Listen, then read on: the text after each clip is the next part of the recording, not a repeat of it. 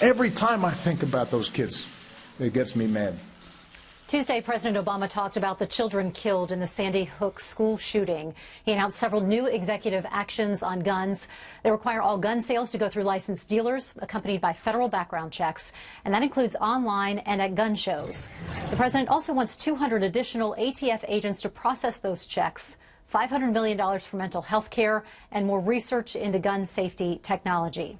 That's the first topic in tonight's Point-Counterpoint. We're joined by Democrat Ed Espinoza, Executive Director of Progress Texas, and Republican strategist Matt Mackowiak, President of Potomac Strategy Group. Gentlemen, thanks for joining us. Sure. Matt, let's begin with your thoughts on the president's actions this week. Yeah, the thing that's striking about this is that liberals have talked about lots of ideas as it relates to gun control, and none of them were in this executive order. They wanted to stop people from on the no-fly list from buying guns. They wanted to change the size of magazines. They wanted to do a number of other things. None of those are in here. So I think for gun control advocates, this is a real disappointment. I think for conservatives and Republicans, we look at this and we say it's an executive order. It's temporary. The next president could undo it immediately. So, there's some very minor things in here. More ATF agents, fine. If you're going to have more background checks, you need more agents, but Congress has to agree to that. $500 million from the Congress on mental health. Sure, there's a bipartisan mental health bill that's already in the Senate that should pass.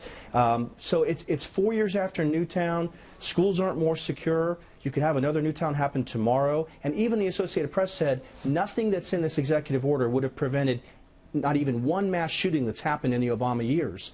So you kind of have to look at it and sort of shrug. And I know a new poll from CNN ORC says that 67% of Americans do support the president's plan here. But as Matt mentioned, some have also said this is not going to make a difference. Well, look, the president can issue an executive order, but it doesn't go as far as some people want. The thing is, the president doesn't make laws. He can issue some orders. For real effective change, for real sensible gun reform, we need the Congress to take action. The Congress has refused to do that. And so long as we have a Republican Congress that won't take action, if they didn't take action after Sandy Hook, they're not going to take action after anything else. So the president's limited as what he can do, but will it stop all gun violence? Probably not. Will it stop some? Yeah, it probably will. Somebody had to do something, and the president did. Having $500 million more for health care, for mental health, that's a good thing. Having more agents that can, FBI agents that can process background checks on a 24/7 basis, also a good thing.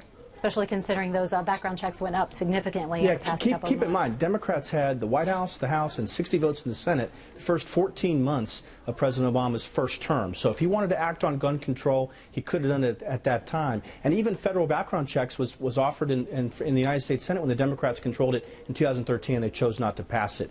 So Democrats don't necessarily want to vote for gun control. They know it's not popular with the American public, broadly speaking. Okay, but Republicans have an opportunity to do something now, and they're not doing anything. So it cuts both ways. Gentlemen, let's move on to the next topic. The U.S. House passed a bill last night to repeal the Affordable Care Act. It was virtually a party line vote. The measure, which also cuts funding for Planned Parenthood, passed the Senate last year. President Obama plans to veto it. This fight has been going on for years. If Republicans do find the votes to overturn the veto, are there any plausible alternatives here to make sure people have health care coverage, Matt?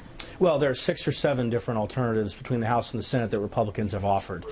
We do need one plan the Republican Party can come behind. I think you'll see that this year. Speaker Paul Ryan is going to begin to work on that at their retreat. I think it's next week outside of D.C. And our nominee will ultimately put an Obamacare alternative together. They will not be able to overturn the president's veto. This was about honoring a campaign promise to repeal Obamacare and to shut down funding for Planned Parenthood. If you were elected to the House or to the Senate and you ran on that issue, you now have sent this to the president for his veto. It sharpens the contrast between Republicans and Democrats, and it makes this a major issue in the 2016 presidential election. Ed, your response? It's political theater. I don't know how many times they've tried to repeal Obamacare at this point, but why would you send the president a repeal of his signature law, of which 15 to 20 million people, I don't know the exact number, but millions of people are benefiting from, including one who's running for president named Ted Cruz?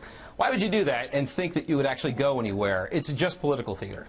Topic that we'll continue to discuss, I'm sure, in the months to come as the election gets underway. Gentlemen, we appreciate you being here. Thanks.